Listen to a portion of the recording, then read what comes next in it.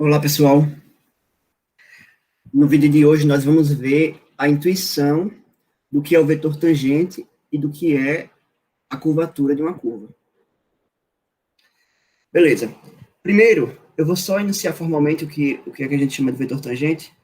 E o vetor tangente, ele é a gente vai usar um T grande aqui, R' de T dividido pela norma do R' de T, ok? Mas a pergunta é, por que chamar isso de vetor tangente? A razão é a seguinte: vamos olhar via aproximação, como sempre, né? Vamos olhar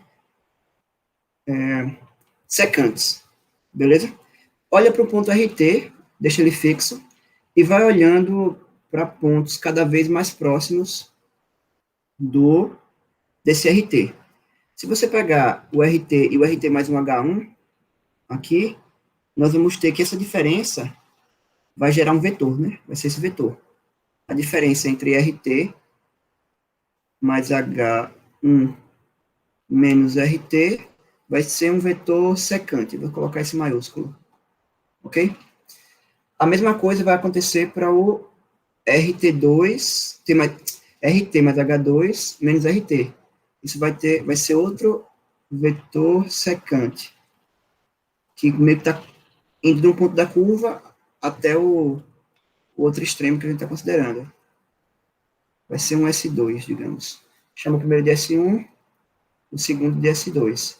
E aí você pode ir aproximando o ponto T mais H, né? Quando você vai aproximando T mais H, vai pegando H cada vez menor, o T mais H vai se aproximando de T, e aí a imagem, a R de T mais H, vai se aproximando de R de T.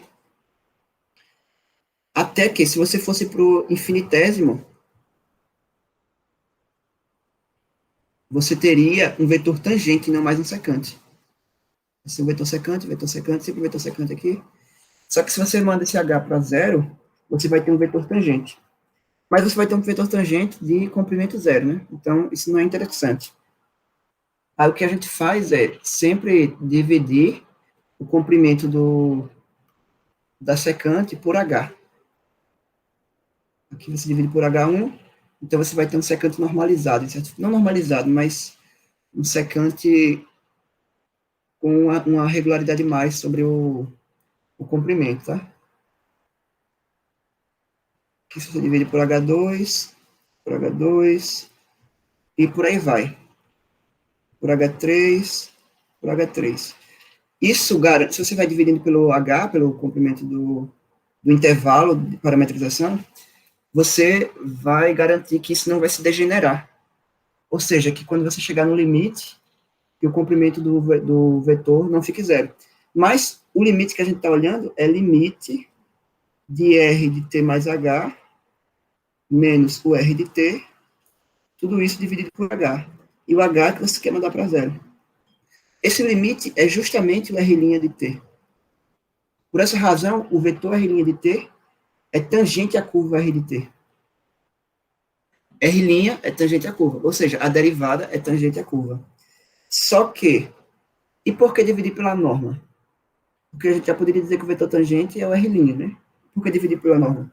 É porque o vetor tangente, ele é definido de forma que fique unitário, tá? Então, a gente vai dividir o vetor pela sua própria norma, e aí ficará unitário. Ok? É assim que a gente define o vetor tangente. É por essa razão que a gente define o vetor tangente como sendo esse quociente aí.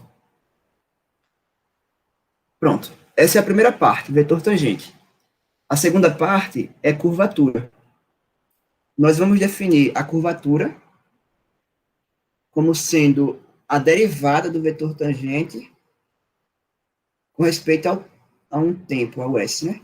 Só que esse S, a gente está usando S dessa forma porque a gente vai olhar o vetor tangente da curva parametrizada por comprimento de arco. Aqui, quando nós definimos o vetor tangente, nós não estávamos preocupados em qual tipo de parametrização nós estávamos pegando.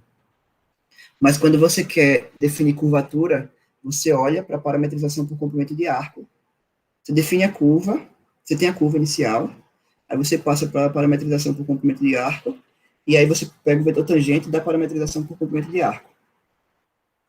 Com o vetor tangente da parametrização por comprimento de arco, você consegue definir a curvatura. E a curvatura, ela está, se você olhar a fórmula, né, que é o módulo da derivada da tangente em relação ao parâmetro, ao S, você está, então, olhando a curvatura como sendo a norma, né, eu falo módulo, mas é norma sempre, a norma da variação do tangente. A norma da variação do tangente. Aí você pode se perguntar, e por que definir a curvatura como sendo a variação do tangente?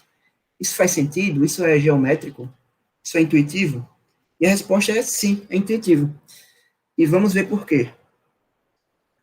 Ó, veja bem, olhe para essa curva. O que sua intuição fala sobre essa curva?